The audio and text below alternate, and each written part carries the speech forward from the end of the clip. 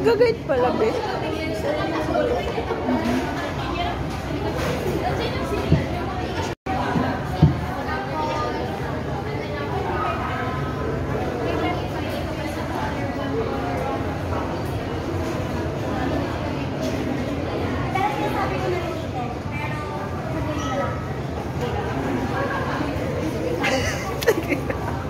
Po, huwag niyo pong iiwan sa table or any other stations po. Okay? So for quick tour po, ingredient wall 1, right side, wall 2 and wall 3 sa left side po.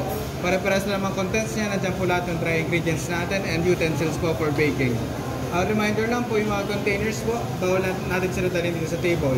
Doon lang tayo mag-weigh or mag-measure po sa ingredient walls. And if ever sumobra yung kuha natin, pwede naman sila isole as long as malinis po sila. Okay? Sa chiller naman po, sa left side ng store, doon makikita yung mga wet ingredients natin. Meron na tayong separated egg yolks and egg whites if needed po. Ano po yung mga milk and mga cream po.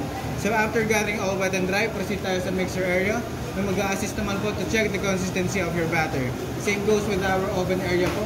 May mag-a-assist din para sa preheating process and the baking itself. After magawa yung cake niya, magawa yung icing from here, prep table, to transfer kayo sa decoration area to decorate po. Okay? So a few reminders lang na yung sa ingredient niyo po na baking powder, as much as possible, dapat po eksakto po yun. Kasi po pag hindi, baka sumabog po yung cake niyo or umapaw siya pag pinibake po. Okay? And in each ingredient po, different bowl. Okay po? So turuan ko lang po kayo sa weighing scale po. First, push nyo lang po yung sa right button to turn it on. Wait nyo lang po lagi mag 0-0 yan. Then, lagay kayo na any kind of bowl po. Then, pag nakuha na yung measure or yung weigh ng bowl, press nyo lang po yung sa left. Then, mag 0-0 ulit siya. So, sa process ng pag-bake nyo, if ever may mga questions kayo, pwede naman kayo mag-approach sa amin or magpa-assist po. Okay? And last reminder po, sa tablets nyo po, until step 6 lang po tayo. Okay?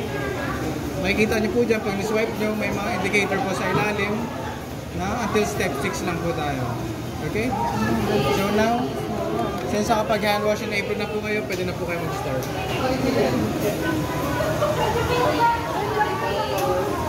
Dito na yung area na.